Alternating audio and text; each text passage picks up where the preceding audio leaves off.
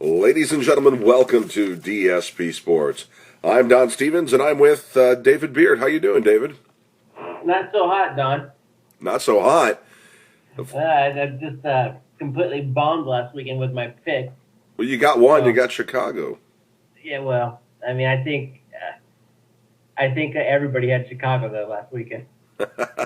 I had picked Chicago with you, yet I Yeah. found myself in a strange, weird, sadomasochistic way wanting to see Seattle win.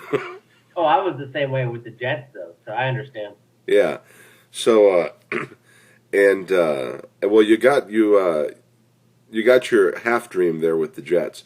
The Patriots are out of it. The evil Patriots are out of it, David. Does this make you feel better? Ding dong, the witch is dead. Speaking of the Patriots, though, the Rams hired a couple of years ago when they were almost undefeated. Josh McDaniel was their offensive coordinator. He was the Broncos' their head coach. Head coach and sucked. But the Rams brought him in yesterday as their next head coach or offensive coordinator. So I'm excited about that. Well, that is something to be excited about. I'm excited about Rams football next season. I'm excited about Patriots football next season. There was a thing on Facebook for Patriots fans that says, how long will it take you to get over the loss to the Jets? My response was, I'm already over it. It's next season. They all start out at 0, and we'll be reminded with another NFL commercial about how they all start out at 0. Let's hope there is a next season. Well, that's right. You've got all the contracts, collective bargaining agreements and stuff.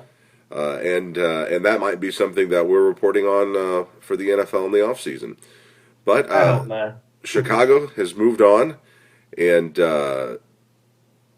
Green Bay has moved on, and the Jets are moving on, and the Steelers are moving on. So now we've got Chicago versus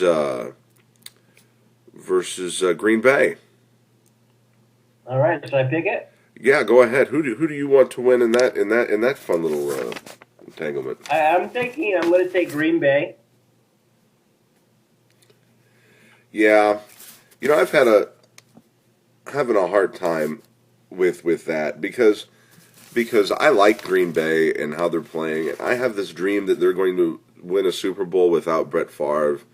Well, last week you had them going to the Super Bowl. I know. But watching Chicago play and everything, I really, as much as I kind of wanted the Seahawks to not totally get their butts kicked, you know what I'm saying, and win just to prove society in general wrong. I really enjoyed watching Chicago win. But I'm gonna stick with Green Bay because I had them going to the Super Bowl last week. I have them going to the Super Bowl this week. So Green Bay is both of our picks. Okay, and then you want to go the other one then first? Jets at Pittsburgh. Absolutely, Jets at Pittsburgh. I'm going to go ahead and I'm just gonna take it for granted that that the Jets are going to win this one, and it's going to be Jets versus Green Bay. You know what I'm going to do? I'm just going to take the opposite because I'm 50-50 on that one. So I'm going to take Pitt. But if the Jets win, I'll be fine. Okay, so you're going to pick Pitt. So yeah, I got to catch you anyway. yeah. Well, good point. Let's see here. Don. I kind of want to see the Jets in Green Bay though in the Super Bowl, but this makes it more interesting. All right, well there we go, and we have our picks, and I think it's going to be both games are going to be interesting. I don't think any one team is going to lay down for the other come the champiomships this weekend. Now the Pro Bowl. Who do you have in the Super Bowl then, Don? If you have Jets at Green Bay. Then I have the Jets. Who am I going to pick for the Super Bowl altogether? Yeah. Green Bay. I'm sticking with. I stick with them as the losers with the Patriots, but against the Jets, I'm picking Green Bay to win the Super Bowl. And I will do the same against Pittsburgh. So there we go. So we both think Green Bay is going to win the Super Bowl, and people could could bet their houses on that if they had not listened to every show before this and realized how poor of a record we actually have. Well, yeah, and especially since all four of our Super Bowl picks are out of it. Well, all four of our original Super Bowl picks have hit the road. You've reminded me that after these championship games this week, we have a week of virtually nothing. It's called the Pro Bowl. Yes, the Pro Bowl has moved back to Hawaii this year. Moved back to Hawaii, and I actually wish I was going to the Pro Bowl because it's that would actually be nice. I don't know if I'd actually want to attend the Pro Bowl, but I would like to be in Hawaii. Captain Cook, an English captain, was once confused as a god of fertility in Hawaii once, and took advantage of that because his ships sailing in to onto their shores looked like the fertility god from a distance, and he let them believe that he was their fertility god, and it went great until he came back another time with his ships battered and beaten, and they killed him because they realized that no god would come back with the ships battered and beaten. That's a true story. That is a true story. Wonderful. Yeah, so that's one of the reasons why I don't go to Hawaii. I don't want them to accuse me of being a fertility god because I'm going to lie to them and do that and then get killed. So now the Pro Bowl, I have a problem with the Pro Bowl because being played before the Super Bowl, because that means that a lot of the great players that would otherwise play in the Pro Bowl aren't going to be there. And it's not really an all-star game if all the stars aren't there. No, and I agree. I thought it'd be worth a try last year because at least it was in the same stadium, so you could have all the people there to attend. Like Peyton Manning and Drew Brees were the starting quarterbacks last year in the Pro Bowl, but they were in the Super Bowl, so they couldn't play. But at least they were there and they were introduced and they attended. Whereas it's going to be in Hawaii, and then they got to fly back to the mainland for the Super Bowl. It's like, I know the players aren't going to be playing, but there's going to be a lot of, the executives and the TV people, NFL networks going back and forth. I mean, it just seems too much to me. Yeah, so maybe this will be the last year they do that. I don't know, but now the Pro Bowl isn't going to be in Hawaii forever now, is it?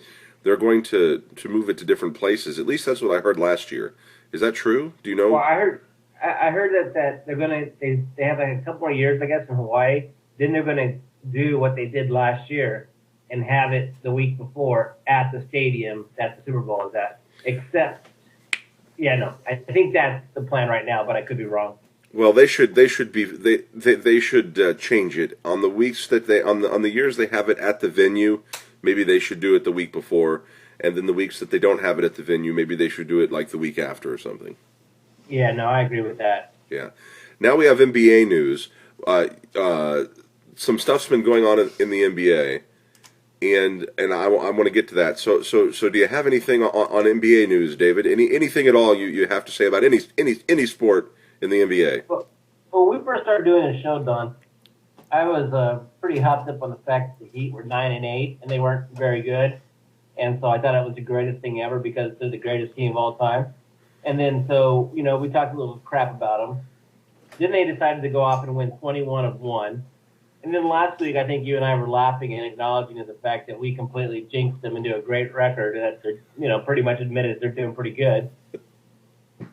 So since we've said that, they're now 0-4, and unfortunately for them, they have 13 losses, and they will not be the greatest NBA team of all time. So now all eyes go to Boston and San Antonio. If Boston can get through the rest of the year without losing one more game, and if San Antonio can get through the rest of the year without losing 4 more games, then they've got the best record of all time. Long live Boston. I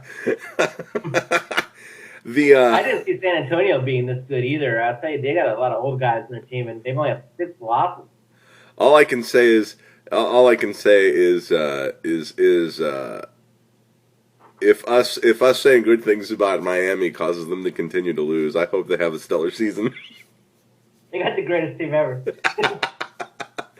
The greatest team ever. And apparently, at one point, all 3 of their big-name starters, LeBron James and his 2 merry men, were on the bench with injuries or bruised egos or something in the last week or so. Well, that's why they went on a loss, because LeBron was hurt and Bosch has been hurt. Yeah. What a shame. What a shame. Well, in NBA news, to top off our NBA news, Boston is in first place in the Atlantic Division, Chicago in the Central. Miami is still in first place by 2 games in the Southeast. In the Western Conference, Oklahoma City's in first place. The LA Lakers are in first place in the Pacific, and in the Southwest, San Antonio, with the best record in the NBA, is still in first place. The Super Bowl is coming up, and I don't want to make any promises just yet, but I am telling you that we are doing our best to provide you with our first ever video show for the Super Bowl. But also, I'd like to keep the show on the west side of the river, Don, if that's okay. On the what side? On the west side of the river? Yeah. Oh, so what you're saying is we can't go to the east side and really live it up for Super Bowl Sunday. You got it. Well, that's probably a good thing. Now, the sports world in general is about to change because we have the Super Bowl coming up, and that's big and all. But after that, we'll have the Daytona 500. We need to let people know that we're still going to be here. We're still going to be here for the Daytona 500 when that comes up. And we've got golf, and I'm excited about it. You know, the weird thing for me is I like NASCAR, but I feel like NASCAR is my second favorite sport to watch on TV, but I feel like that their season is too long. It starts, 2 weeks basically, and it goes all the way through November. I think if they were smart, NASCAR, they would shorten their season to end right when NFL starts, because that's when all their ratings drop is at the beginning of September. And also, if they're going to keep it until the end of November, NASCAR, I think, should think about having all their races on Saturdays so they don't compete with the NFL. But I'm not a NASCAR executive, but I think that they're making some mistakes.